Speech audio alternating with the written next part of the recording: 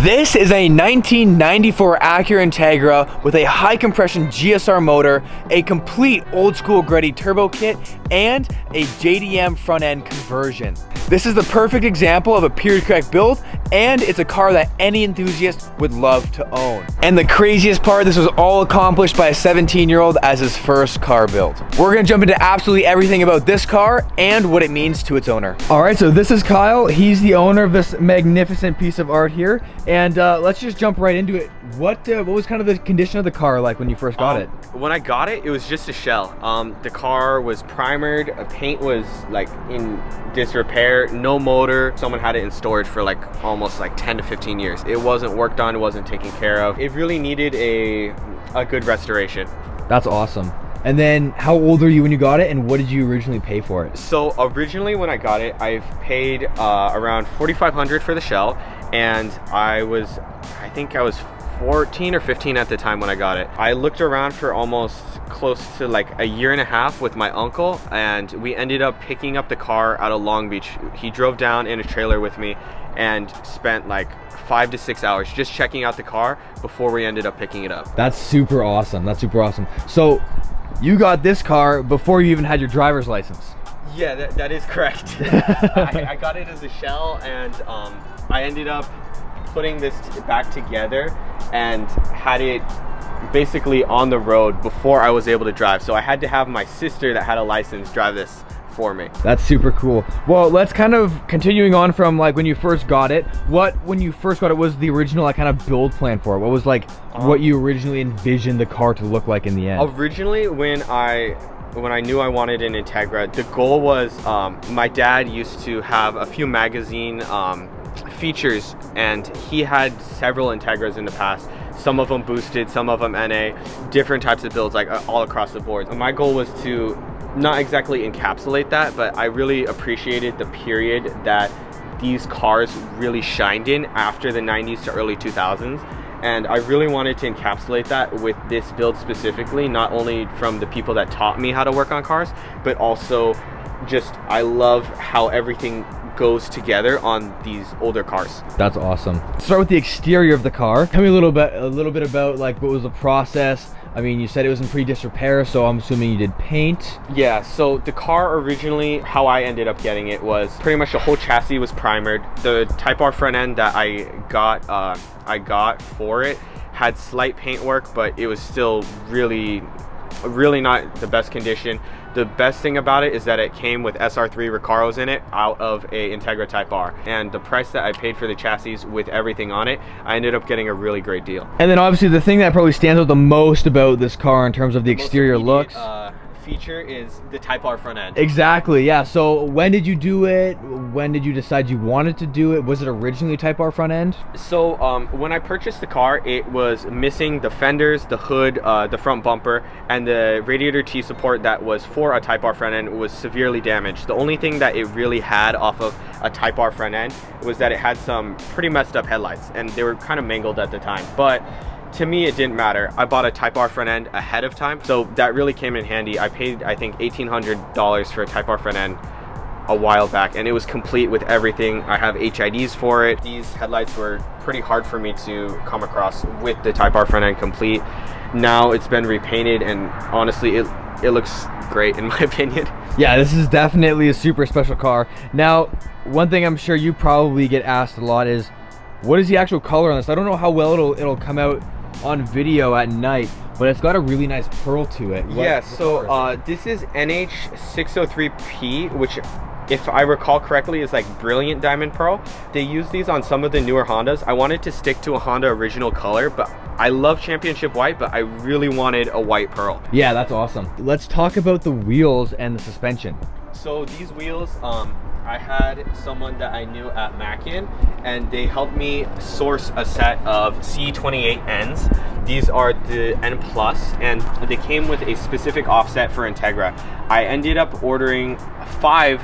I special ordered an extra wheel because back in the day, my mom had a CRV, and she had a full-size spare, and that fit perfectly within the trunk. Since I decided to go with NSX calipers, which are era specific as well, a stock spare won't fit over the NSX calipers because I obviously had clearance issues, I decided to special order one extra, which was, it took a little bit extra to come in, but it was definitely worth the wait.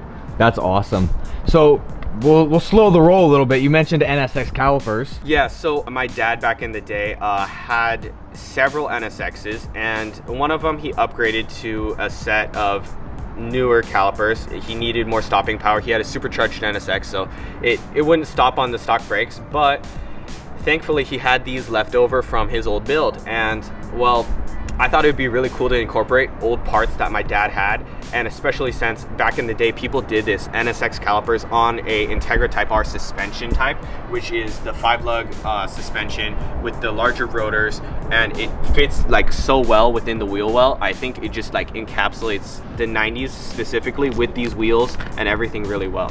That's awesome. I'll try and get a quick little shot of these. It does say NSX there. See if you can get the flashlight on it. That's super cool.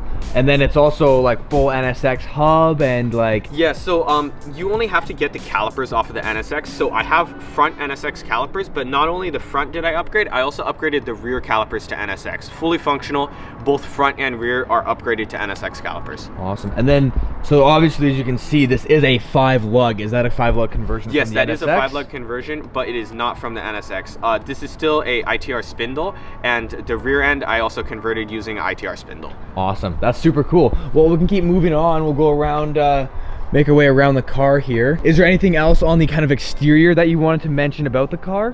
So originally, because this was a 94, I converted the rear bumper. This is 98 through 01 rear bumper. I think these look a lot better aero-wise, how they form to the rear end, and then also how the exhaust comes out. I think the design of it is a lot better. I like the 100% facelift of it. I decided to also convert the hatch to a 99 style hatch, so I have a switch here that I can open my trunk with when it's unlocked. That's awesome. I completely agree with you as well with the bumper there, because I have a 96 and I did the same thing. I facelifted mine as well, and it just gives it a lot more shape to the rear end. It's a little bit more aggressive, and it just looks a little bit more complete, really. The one thing that I really love about this car as well is that it not only has form, but it also functions. So you want to take a look under the hood, see what we've got going on here? Would you look at that? Now let's jump into it. Let's talk about what this thing has going on with it. So it is a GSR motor out of a USDM GSR, and I currently have a high compression setup in here. So it is P73 pistons. The head, I had a SuperTech valve train completely installed in there. Most of the reassembly of the motor I did myself besides machine work, which was a great learning experience for me. I disassembled and reassembled motors before this, but it was really cool to do it on your own build, like for the first time, and seeing it function and get to experience like the enjoyment of the car. Before I had it turbocharged, I had it NA, and that's when it got featured in Super Street, which was really an amazing experience. But eventually I decided it'd be pretty cool if I boosted it. I have an original Greddy turbo kit that is from the 90s. Most of the parts I was able to find. I found the original Greddy turbo manifold, the original Greddy turbo, which is from Mitsubishi, the original downpipe. I got the original Type S blow-off valve, which is the purple top. Sounds pretty good. And then also it's carb legal. That's awesome. Might not be a big deal for most people, but in California, where smog is like a headache 24/7, it's pretty cool to have something that isn't as much of a big change to your car, that you're still able to smog it. Yeah, that's definitely, of course, being in Canada, this isn't really a big thing where I'm from, but it is super cool that you can say like, yeah, this is actually a street legal car. Yeah, this technically is street legal. That's awesome. And then also like this kit too, like this isn't just some whatever off the shelf kit. This is a full Greddy kit. Yeah, so all of the intercooler piping that is on this car, I ended up welding myself. So I learned how to weld some time ago, but I was able to have the spare piping that I could weld the rest of the intercooler piping, and then Kenji also helped me out and got me a Greddy intercooler, which was a really big help. The intercooler tucks into the Integra Type R front bumper really well, which I'm really happy about how everything turned out. That's super cool. So let's talk about some of the other little goodies inside the bay here. Obviously we've got our Greddy turbo kit. and that stuff going on. Let's talk a little bit about, you know, all the other like little supporting bits and pieces that you've got going on here. So Hotsport helped me out and got me motor mounts for this car. When I originally went to build it, they were one of the first people that went, hey, and then helped me out with a set of motor mounts, which was really amazing. I have a Megalife battery, which is from Buddy Club makes them, and they're really great lithium ion batteries. That's why my headlights are still on without my car running. These things last a while. I have a Buddy Club, it's a ignition booster basically. It is like really big capacitors. It helps out the car. Headlights stay on, alternator with power drain. It's great. I also have old school Ultra spark plug wires, which from the 90s, if you saw any of the import scene during the early 90s and the early 2000s, you would see a lot of motors that came in from Japan with these Ultra silicone wires. They work great. I wouldn't say if they're on par with the spoon ones, but I like them because it's kind of era specific. Mostly everything in the engine bay I tried to match. I'm using a Defi gauge system. Almost everything I tried to pair together. So here's a question for you then. Is there any part on the car that maybe isn't era accurate? There are a few things. I believe AEM back in the day did not actually make a fuel rail for the car. There are like minor things here and there that obviously only so much can be done, like power steering bracket. Of course, this was slightly different from back in the day than what you were able to get now, but almost everything I tried to match as close as possible. That's awesome. So you really have to nitpick if you want to pull things off this car. You could almost say that this is a car that was pulled straight out of the early 2000s or late 90s. I appreciate the compliment, but I wouldn't give it that high of regards, as this is only one of my first projects. I definitely do want to make improvements in the future. That's awesome. Well, a project's not a project if it ever finishes, right? Yeah, that's true. And especially if it's not a Honda, if it's not a money pit. Yeah, exactly. These things are supposed to be cheap. We'll get into kind of what does this car mean to you then? What makes this thing special for you? Why have you put so much time into it? I guess it's kind of important to me. A lot of the time, the people that taught me what I learned and who I learned from, a lot of the I guess media around that time, it was all during the 90s. That was the I guess the peak of Hondas, and well, just Japanese tuning culture in general. So this to me is almost like, I wouldn't call it a tribute, but at the same time I appreciate the I guess the scene back then. It was really it was a really interesting thing. My dad had plaques on the walls of his old Integras, and he had quite a few, and it's really cool to, I guess, own something that almost feels like it's part of that scene back in the day. Yeah, he had absolutely. Plenty of parts that were similar, and even like the NSX calipers. That's something that he gave to me, which was really cool. That's awesome. Yeah, so this really is like, this car is basically like, you grew up seeing all these magazine cutouts and like posters and all this. Magazines, posters on the wall. It was a bunch of different things. Yeah, of cars exactly like this, and then you grew up around it, and then eventually you got to the point where you're like, hey, I can actually start to build something like this myself and put my own spin on it and do it how exactly I would love to see it myself. Exactly. That's super cool. Well, this car is definitely super special. It's amazing that you're featured in Super Street as well. That's definitely like a very unique, very, very special thing to happen. Yeah, it was definitely really cool. It was honestly an awesome experience. I thought it was really cool that like all the effort that I put into this, even though that wasn't what I was going for, but it was really cool that I was able to get featured in Super Street regardless. I definitely appreciate the guys there that let me get the car featured in general. That's awesome. I guess one thing a lot of people would probably be wondering is, how did that come about? Like, did you know somebody at Super Street? Did you meet them somewhere?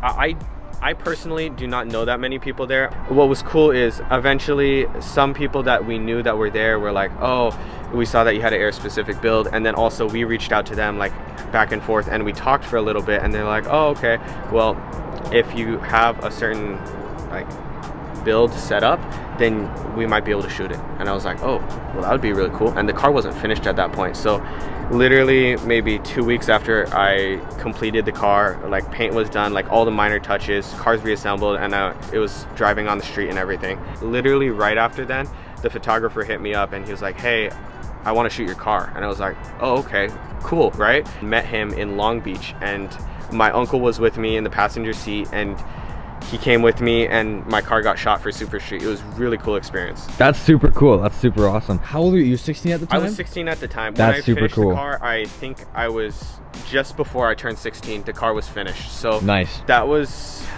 to be honest, now looking back on it, it was kind of crazy that I finished that within those time frames. Yeah, that's super unreal. So another question I'm sure a lot of people are wondering is, how were you able to do this so young? How did this happen? Well, thankfully, one of my uncles, locally, he has a shop, and he let me intern when I was around 14, which interning then kind of meant sweeping the floors, mopping the floors. You're the broom boy. Don't touch the car so you don't break it. Yeah. And then eventually it was like, oh, he had an Integra. It was the first car I ever pulled a motor on. It was a 1997 Acura Integra. It was automatic, like not the best condition, obviously. He needed the motor out of it for another project he had, but he was like, hey Kyle, you want to try and pull the motor? And I was like, you know what, all right, sure. Like, I don't know what I'm doing. The only thing I knew how to do was, like, I played Fortnite at the time. Like, it was pretty bad. So eventually I was like, oh sure, like I'd give it a shot. So my first motor I pulled was a B18 B1 97 LS, and that took me 5.5 hours. That was definitely a learning experience. I had like prior experience with cars besides pulling a motor, but that was the first ever motor I pulled. And then after that I was like, man, I'm hooked. Like, I was like, oh shoot, I want to do more. So he had another car the next week that was like, oh, you want to pull the motor? I'm like, shoot, all right. And then it kind of turned into, I wouldn't say time attack, but in a sense, I kind of wanted to beat my old record for each motor that I was able to pull. I wanted to get faster. At a certain point, I was able to get it to just under 2 hours. That's super impressive. It was really fun because I got to learn that not only was it about speed, but then also you want to take your time with things. You take care of the details. Even if you take an extra second for things, the quality, the result is going to end up so much better. Yeah, it's a classic story of the turtle and the hare. Yeah, right? Exactly. So it started off pushing a broom. Yeah. Then maybe you did a couple tire changes. Yeah. And then started swapping motors. Yeah, and the way he paid me was with parts. So the transmission that's in this car right now, I got paid for as the first few jobs that I did. I got a transmission out of it. That's awesome. Which was a really cool experience because, I mean, I don't know anyone else that would like give a 14 or 15-year-old a transmission and for a job. But well, that's sort of a win-win too, right? Yeah, it was a win-win. He offered me money, but then he's like, oh, I also have a transmission if you want it. I'm like, oh, okay, I'll take the transmission. That's awesome. Which was really cool. Yeah, because if he has these parts, right, that he's not using, and then you're like, there's no way I'd be able to afford these parts otherwise, and it's worth more to him to give you this transmission than to whatever pay you for your hours, then that works perfect. It was really cool, yeah. Yeah, you trade your labor for parts. That's awesome. That's super cool. Yeah, this is a really special build. Yeah, thank you so much for chatting about this thing. Yeah, this definitely took a lot of hours. A lot of people's time went into this besides mine. Almost all the labor I did myself. The paint work I had done at Carco's auto body shop, and then my uncle Andy helped me out with, finding my start, especially with cars. That's super cool. Yeah, so Carco is the shop that Kyle works at and has worked at since you were 14. Yeah, pretty much. And this is the shop. Part-time, yeah. This is the shop that really kind of taught you how to do all of this, which is super incredible to have an opportunity like that to work at this shop that really appreciates, not just like learning how to work on cars, but learning how to build cars. I feel like there's a big difference between the two, right? Yeah, the details matter. Absolutely, absolutely. And one that also supports your passion as well, which is really cool. That's super awesome. Well, I guess that's mostly it for the questions. I have two more that I want to ask you. The first question is, what's your favorite part of this car? My favorite part, honestly, after adding the turbo kit is really fun because at low speeds you get a lot of torque from the turbo, and the kit spools really fast. But I would have to say the handling is really great. These cars, I've done all the suspension, sway bars, bushings. I have Tane flexi coilovers on an EDFC. This almost everything that's paired together, it makes the car work so well. That's awesome. The suspension work it brings it all together. That's awesome. Well, then my second question is, can we take this thing for a little drive? Of course. Awesome. Well, let's do it then.